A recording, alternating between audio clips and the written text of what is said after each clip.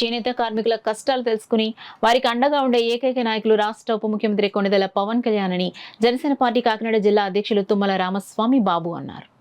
బుధవారం పెద్దాపురం జనసేన పార్టీ కార్యాలయంలో పెద్దాపురం పట్టణానికి చెందిన చేనేత సంఘ సభ్యులు జిల్లా అధ్యక్షులు తుమ్మల బాబుని మర్యాదపూర్వకంగా కలిశారు.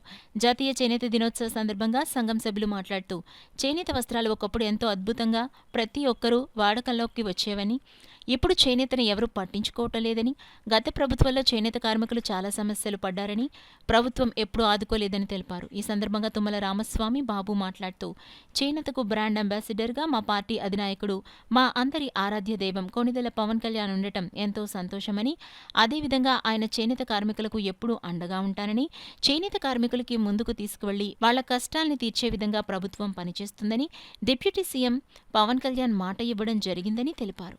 ఈ రోజుకైనా రాష్ట్రంలో చేనేత కార్మికుల యొక్క కష్టాలను తీర్చే నాయకుడు పవన్ కళ్యాణ్ గారు ఉన్నారని, చేనేత కార్మికులు కానీ చేనేత రంగాన్ని నమ్ముకుని పొట్టను నింపుకున్న ప్రతి ఒక్కరు కూడా ఆశాభావం వ్యక్తం చేస్తా ఉన్నారు.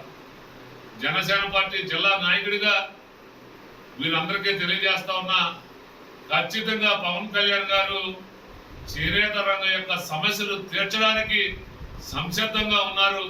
ఎల్లప్పుడూ ప్రతి సభలో కూడా ఆయన ఉప్పాడ కొత్తపల్లి ఉప్పాడ సభల్లో అనేక సార్లు చేనేతల గురించి ఎక్కువ సార్లు మాట్లాడటం జరిగింది. అలాగే ఆంధ్రప్రదేశ్ రాష్ట్రంలో పెద్దాపురం పట్టణం చేనేత రంగానికి పెట్టింది పేరు.